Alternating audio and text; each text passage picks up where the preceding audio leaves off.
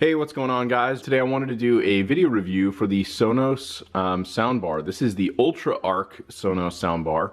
In this video, what I'm going to do is walk through some of the features of the actual soundbar itself, the controls, and we're also going to take a look at the Sonos app, and I'll just kind of walk you through some of the things with this.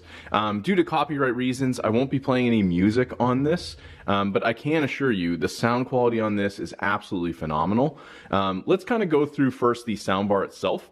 In terms of width, this is actually a 55-inch TV we have here. I imagine for most people using this soundbar, you may end up with something a little bit larger. But the reason we did this is we have a smaller family room setup. And I previously had another soundbar here, but just to give some idea of length, you can see it literally almost matches the length of the TV. You have your controls up here. So this basically controls volume. It's almost like a slider that's there in the back. You can see it's indented, so you can very easily control the volume there.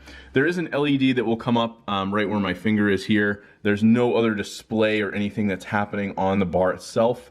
But ultimately your volume would be controlled naturally through your remote, assuming that you're using your HDMI ARC port. You do have a forward and back as well as a start and pause, and then you have a power button with a small LED on this side. Now, what I did is this came with an HDMI cable that essentially is plugged into the ARC port on the back of the TV. Watch college football. Basically the way this works, and I'm gonna just make sure we don't have volume coming out here. On YouTube TV. Try it free. Terms apply. Cancel anytime. Just didn't want it to play sound. So ultimately, you have a few connections on the back. So I'm going to actually pick up the soundbar just to show you.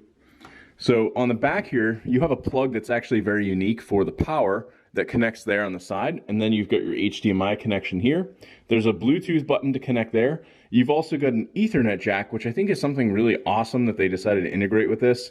Even in my case, I'll show you a setup we have here with this TV. We've also got a microphone button, so you can use this with apps like Alexa, for example, to, ask it questions. You can also directly ask the Sonos specific things, like you could say, hey Sonos, turn the volume down.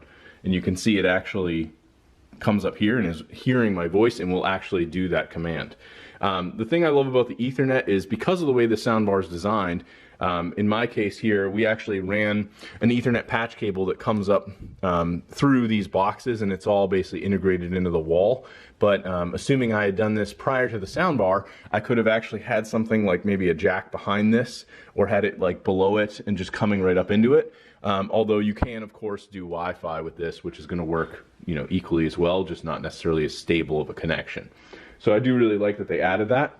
In terms of the app itself, you can basically go in here and you essentially have all of these different things that you can do with the Sonos app. I'm going to basically just run this, and I think I actually have to just make sure the bar is on and has sound playing through it.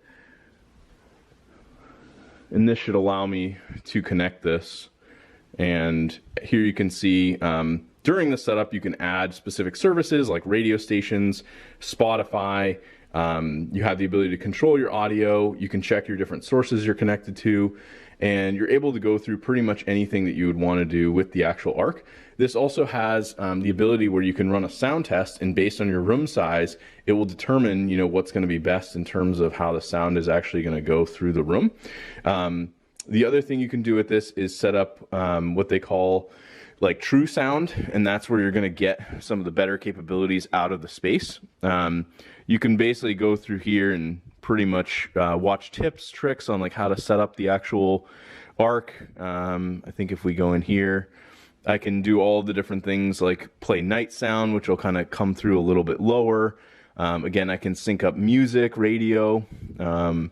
Here you can see any system settings. You can add other devices.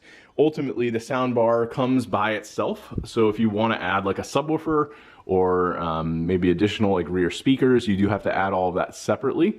And essentially all of that can be added and configured right through the Sonos mobile app.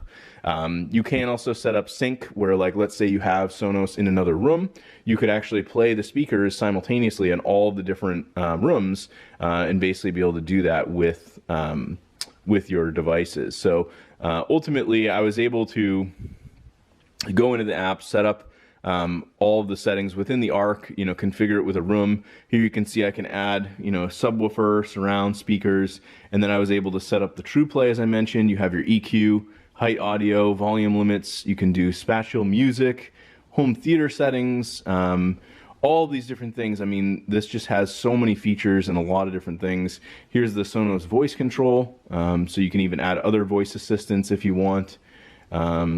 You've got all your hardware settings, and they also have a lot of other features on just getting to know the eARC in terms of usability.